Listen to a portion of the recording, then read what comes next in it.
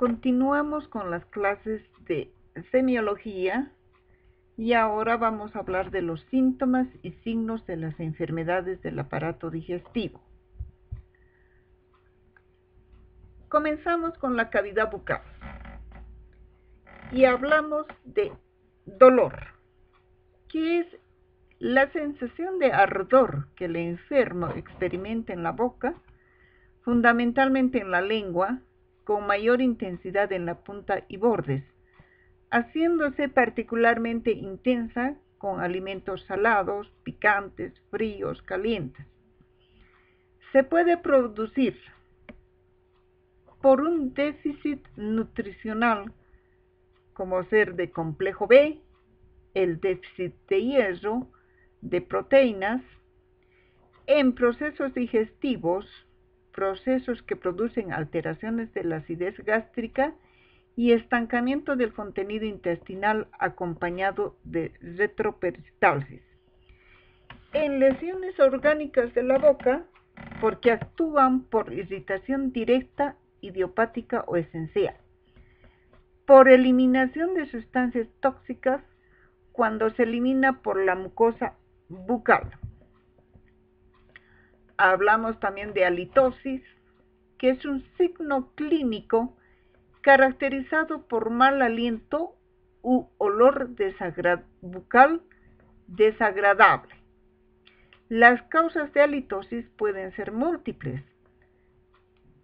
Puede tener una causa local, producida por focos fétidos en la boca o sus dependencias, una causa sanguínea, por eliminación a nivel de los alvéolos de sustancias deleterias circulantes en la sangre, de causa respiratoria por procesos fétidos en los bronquios y pulmones, donde el aire expirado sale impregnado de materias deleterias procedentes de focos de supuración, de causa digestiva producida por fenómenos de peristalsis reversiva.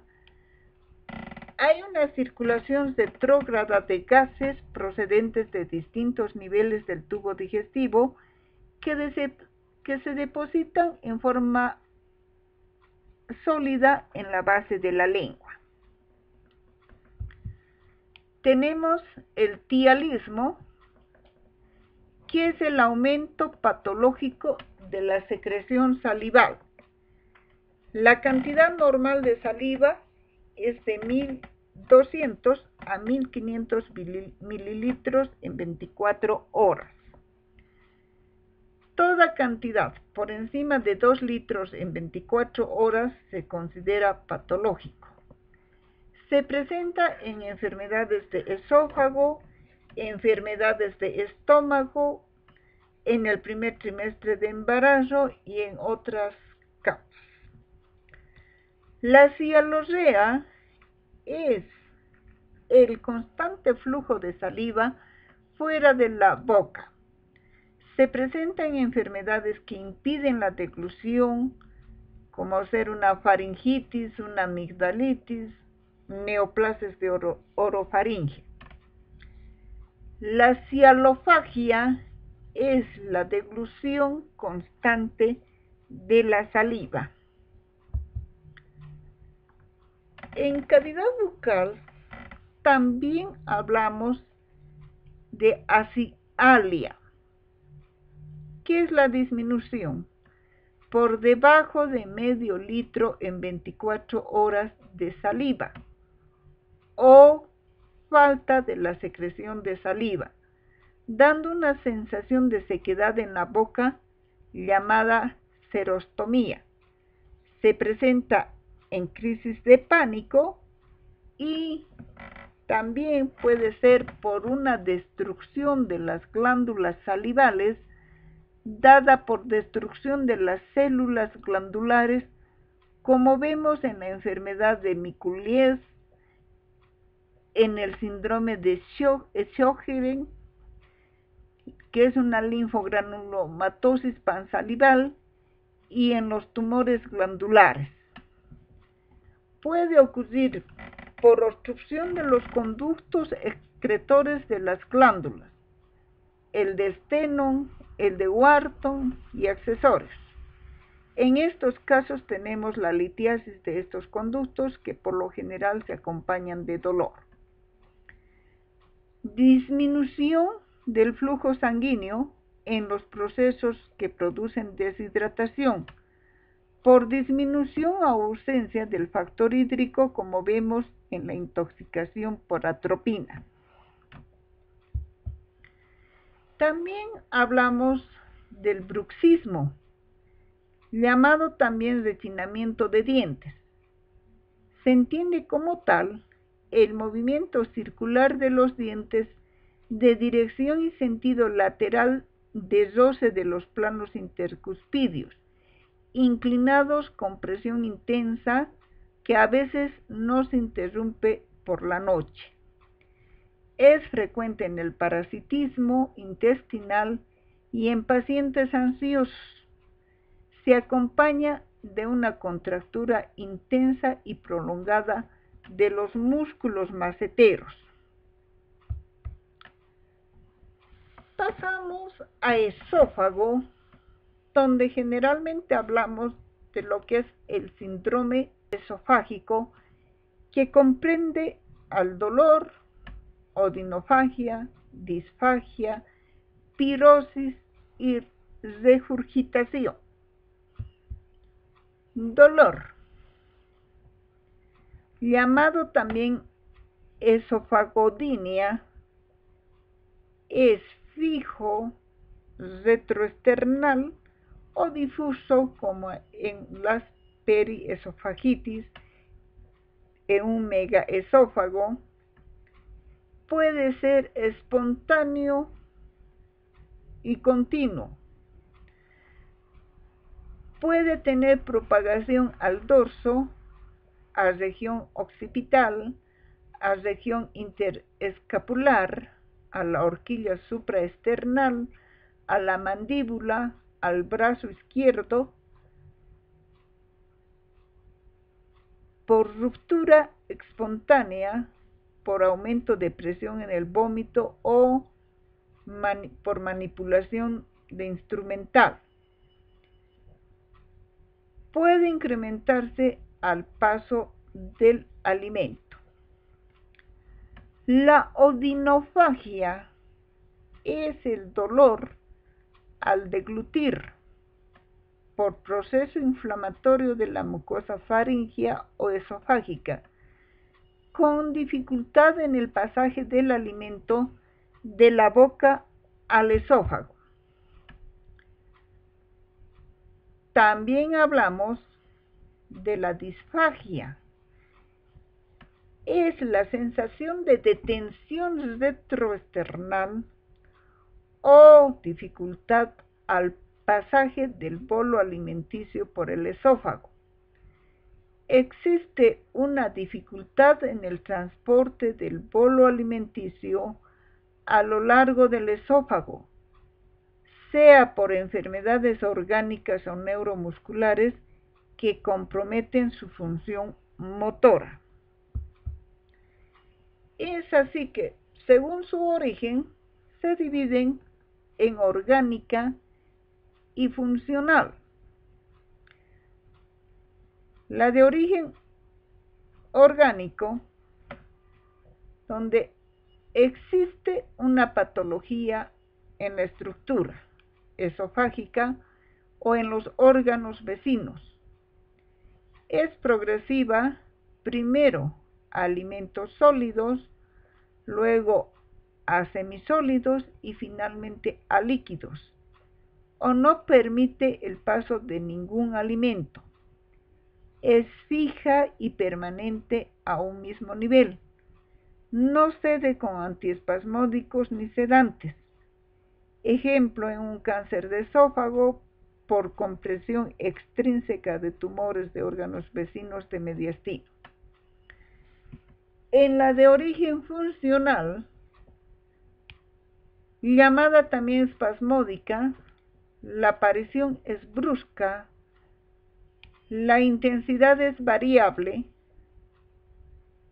también variable en el lugar de producción, no es fija, Es intermitente, se presenta unos días, otros no. Se presenta indistintamente a alimentos líquidos o sólidos o semisólidos. No es progresiva, a veces lo motiva la ingesta de alimentos fríos o calientes o algún alimento seleccionado que ya conoce el paciente. Cede con antiespasmódicos, con sedantes. Hablamos también de la pirosis. Es la sensación de ardor, quemazón retroesternal que se inicia en el epigastrio y asciende hasta la faringe. Se produce por reflujo del contenido gástrico, ácido o no, hacia el esófago, por lo general inflamado por incontinencia del esfínter esofágico inferior. La regurgitación consiste en el retorno a la boca del contenido del estómago que se produce en forma espontánea y sin esfuerzo alguno. Se debe a la insuficiencia del cardias y la desaparición de la acción del esfínter inferior del esófago, como puede ocurrir en un megaesófago, en una acalasia, en un cáncer gastroesofágico, en inmadurez del cardias.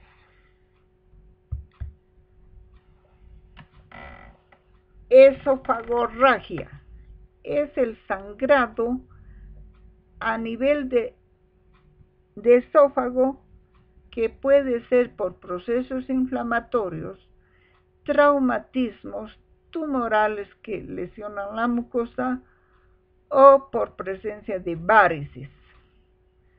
A veces se trata de hilos o estrías de sangre, otras es abundante por ruptura de varices esofágicas.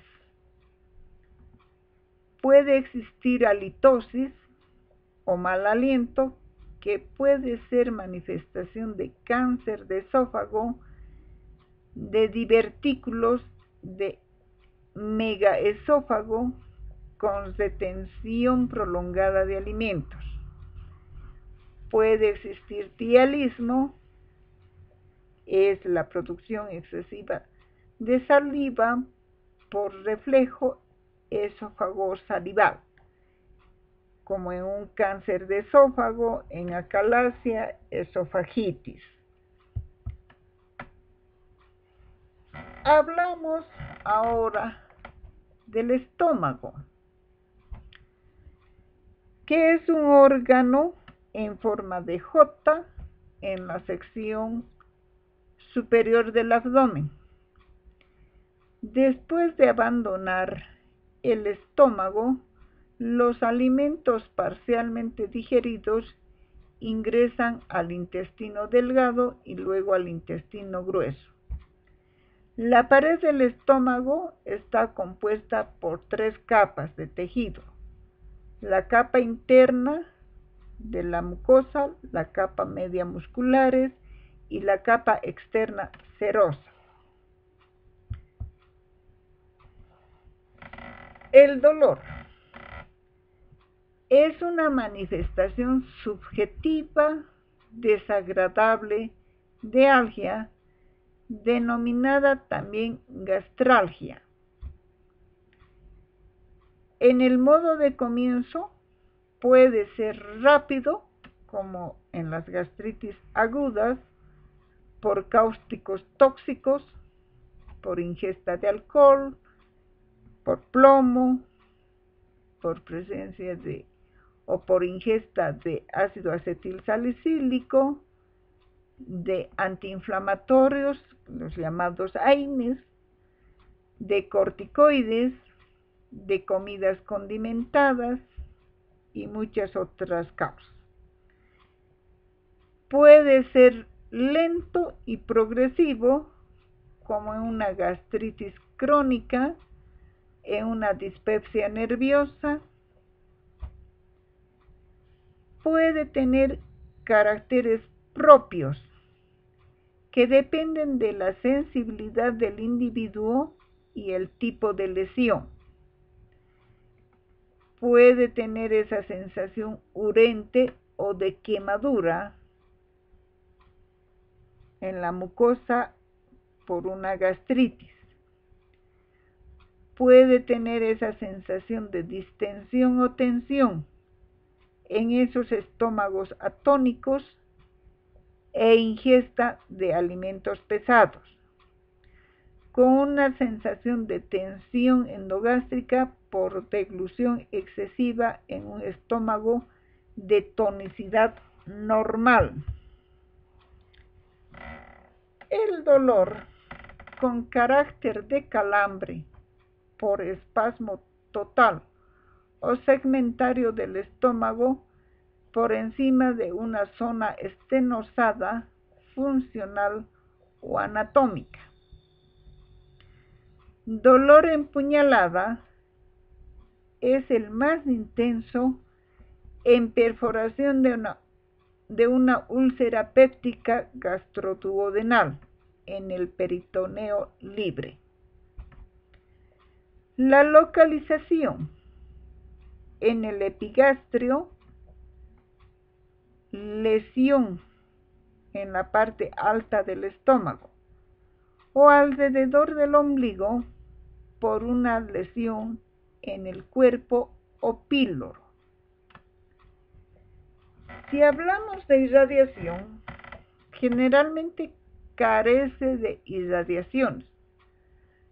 Solo existe irradiación en caso de perforación y exteriorización de una úlcera hacia hipocondrio derecho en la úlcera duodenal o pilórica, hacia hipocondrio izquierdo en las úlceras gástricas penetrantes a páncreas, a fosa ilíaca derecha en las úlceras de la cara anterior del bulbo, a fosa ilíaca izquierda en las úlceras de base de bulbo o canal pilórico, hacia el dorso en las úlceras que están en la pequeña curvatura. Hablando de la cronología y ritmo, tenemos un dolor en ayunas, en hipersecreción continua del jugo gástrico con una úlcera pilórica o duodenal complicada con estenosis parcial del píloro, cede con el vómito.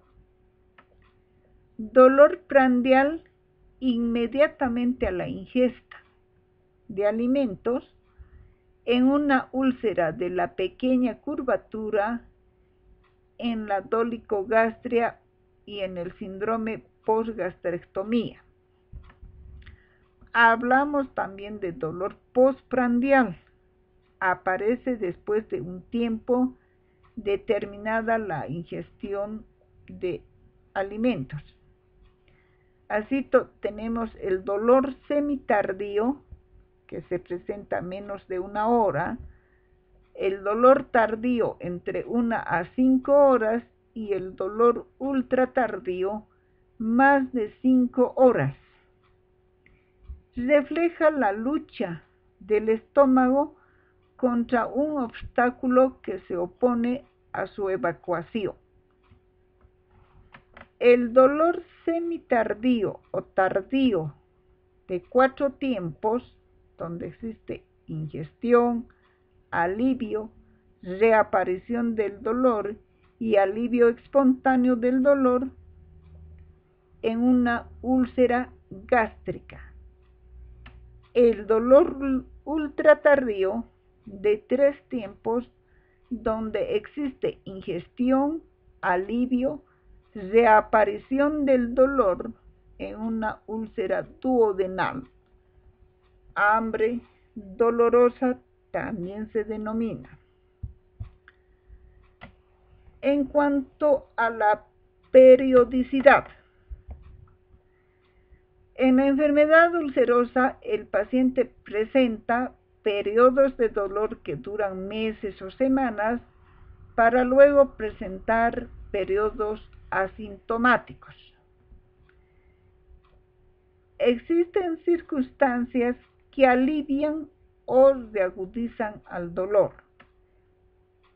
En los procesos ulcerosos o de una gastritis, el dolor aumenta con la taquifagia, dietas pesadas, con el tabaco, el estrés, el alcohol, y se alivia el dolor con sustancias alcalinas, con la comida blanca o el vómito.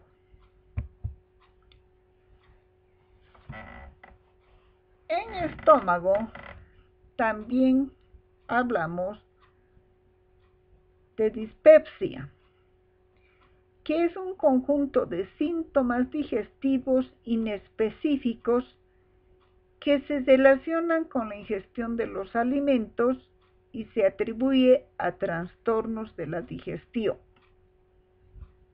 Los síntomas son un mal gusto en la boca o boca amarga, saciedad precoz, repugnancia por los alimentos, regurgitación, acidez o ardor epigástrico, eructación, flatulencia anal, distensión abdominal, malestar epigástrico vago. Las causas de la dispepsia pueden ser digestivas o extradigestivas. En las digestivas se producen por trastornos funcionales, por la presencia de una úlcera gastroduodenal, en un cáncer gástrico, en una gastritis aguda o crónica, en un síndrome pilórico, en un síndrome postgastrectomía, en una constipación crónica, en una colecistopatía crónica litiásica, en una hepatitis, en pancreopatías. Las de causa extradigestivas puede existir en una infección urinaria, en una insuficiencia cardíaca congestiva, en una uremia crónica, en neoplasias extradigestivas, en tuberculosis pulmonar, en embarazo,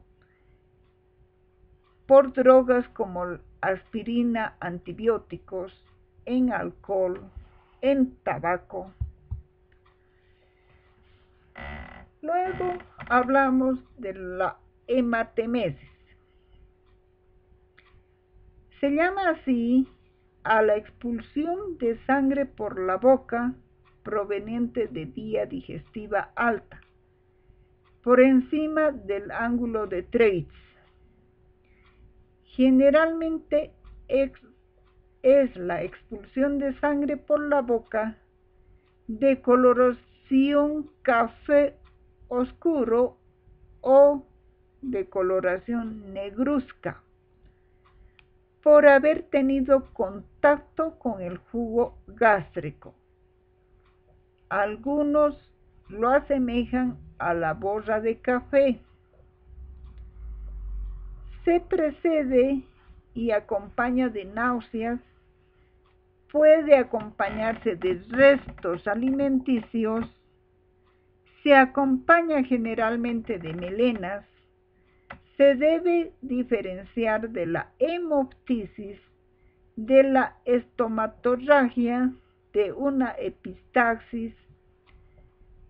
Se valorará además el volumen, el número de episodios y la evolución en el tiempo. Se valora los síntomas de hipovolemia o hipoxemia. Las causas pueden ser digestivas o extradigestivas. En las de causas digestivas tenemos a la úlcera péptica, puede ser también esofágica, gástrica, duodenal, por ruptura de varices esofágicas, en un cáncer gástrico, en una gastroduodenitis, por ingestión de aspirina, de corticoides, de antiinflamatorios, o sea, de los AINES, de alcohol, puede ser por una hernia de hiato.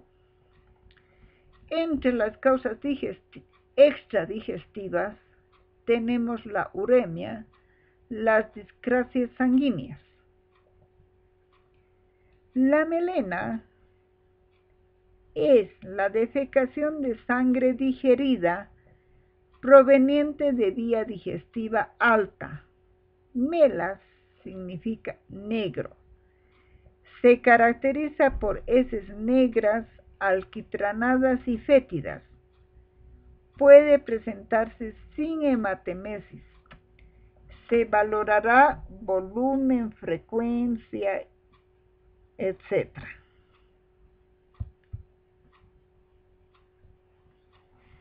Luego hablamos de las náuseas, que es esa sensación desagradable de repulsión por los alimentos y ese deseo inminente de vomitar.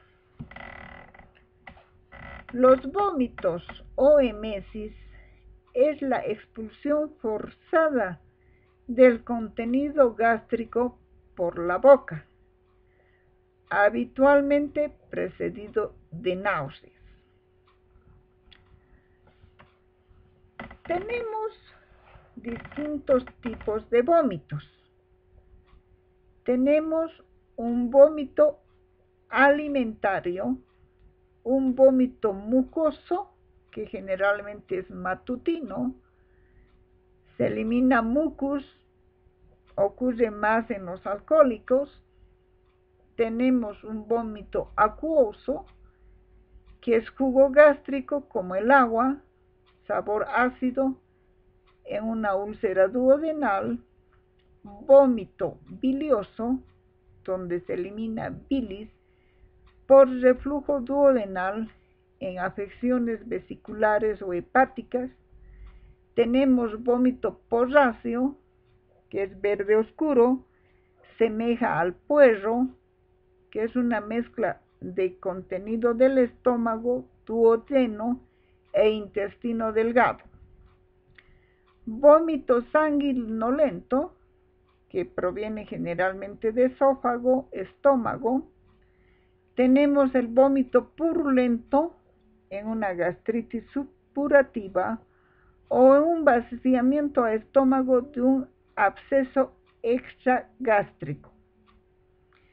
Pero también debemos hablar de la pituita, que viene del latín pituita, que significa mucosidad.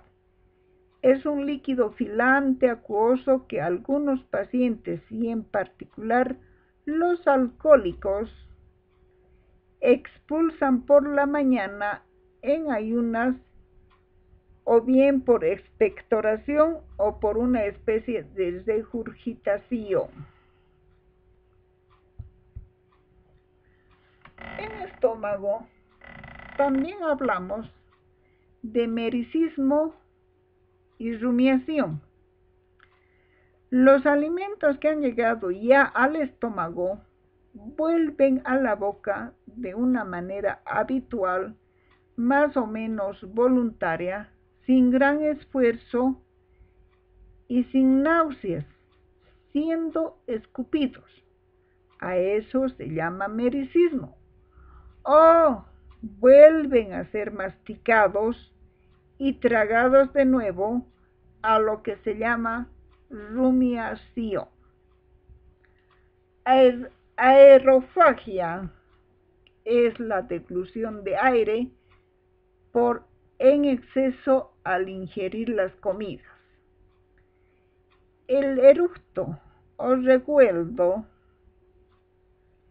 es la expulsión violenta y ruidosa por la boca de gases procedentes del estómago o contenidos en el esófago. Hipo,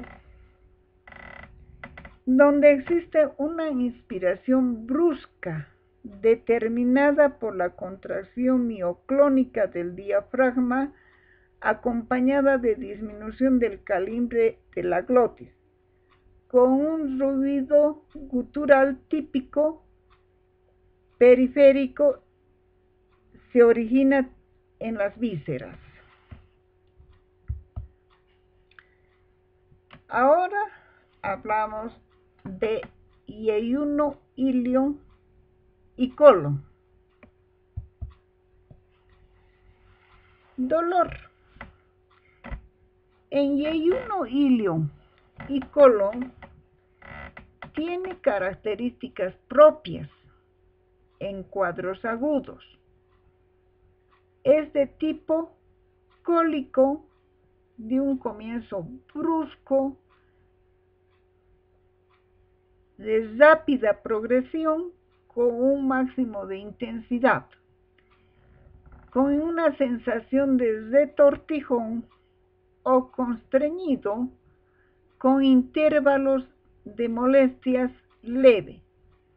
Suele acompañarse de la percepción de ruidos hidroaéreos. En los cuadros crónicos es frecuente y difícil de abordar. En general, desde el punto de vista etiológico, se reconocen dos categorías de dolor crónico: el de origen orgánico y el dolor funcional. Sin embargo, a veces no es posible establecer netas diferencias entre ambos. Ejemplo, un dólico megacolon, una tuberculosis intestinal. Y hablamos de la diarrea. Es la evacuación de heces de consistencia disminuida y en un número mayor a lo habitual, con aceleración del tránsito intestinal. Pueden ser agudas como en estados infecciosos, intoxicaciones, o pueden ser cuadros crónicos como en la enteritis regional, en los parasitados por Ascaris. Existen también en trastornos emocionales. Si las deposiciones son frecuentes y abundantes, pueden llevar a cuadros de deshidratación. En su patogenia tenemos por alteraciones de la mucosa intestinal, alteraciones del equilibrio neuromotor, disminución de la acción enzimática, disminución de la absorción intestinal, alteraciones de la alimentación.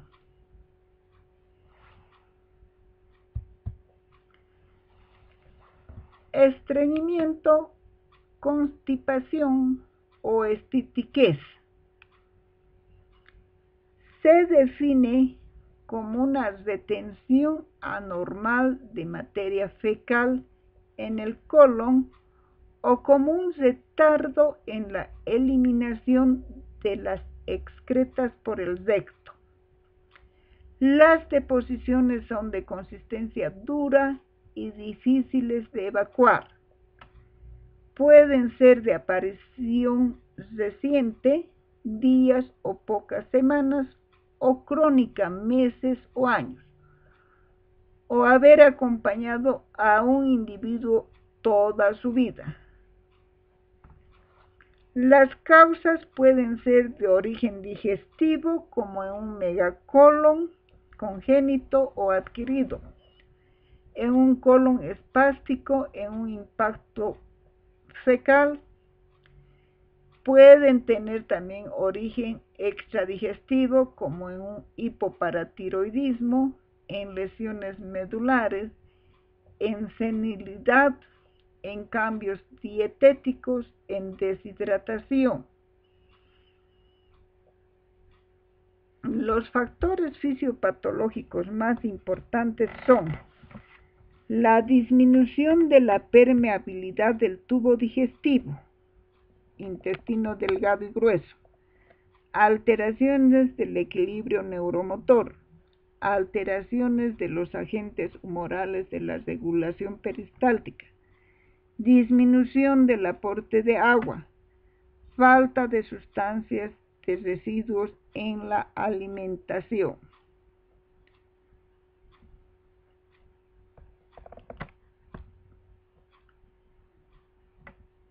En un estreñimiento crónico primario, los mecanismos que podemos ver son una disminución de los movimientos intestinales, disminución de la sensibilidad, ausencia de la relajación anal o falta de fuerza abdominal.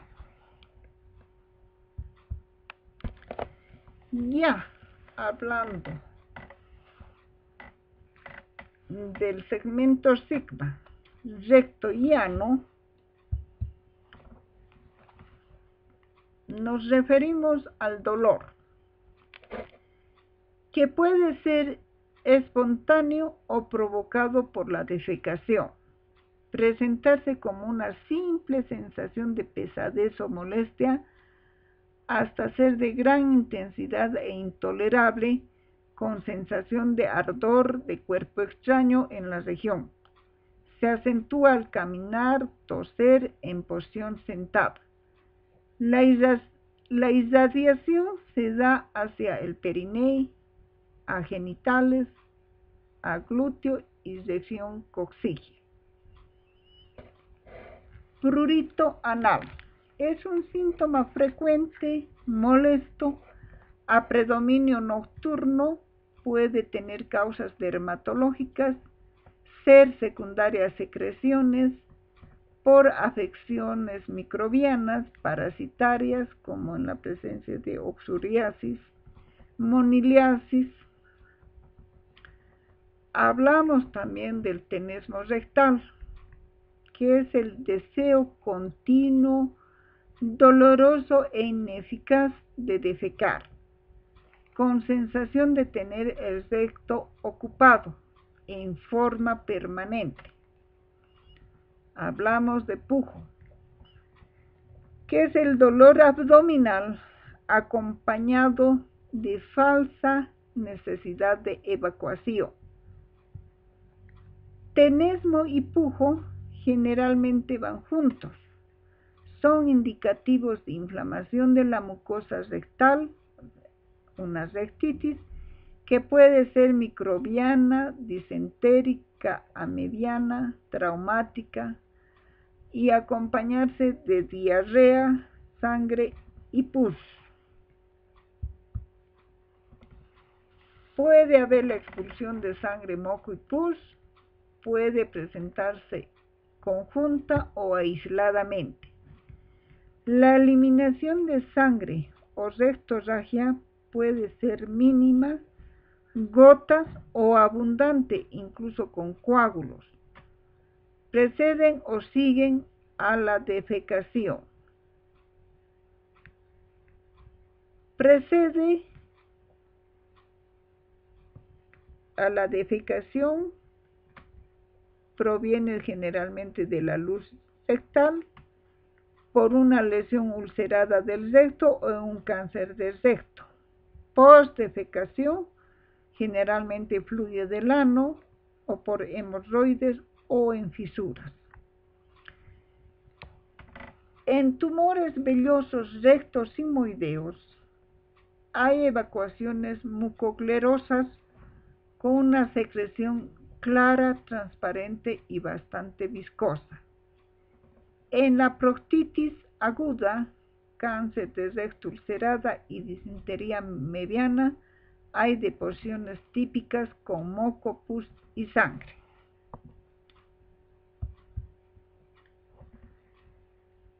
Un motivo de consulta también es la presencia de tumores o un tumor que asienta en el ano y es percibido por el propio paciente. Como ven la imagen, muchas causas pueden existir para la presencia de estas tumoraciones, que pueden ser desde la presencia de pólipos, puede existir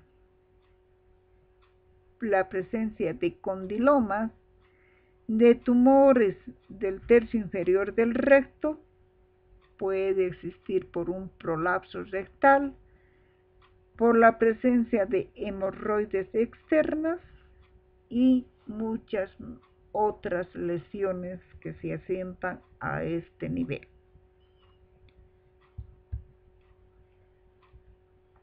Tienen las referencias bibliográficas y muchas gracias por su atención.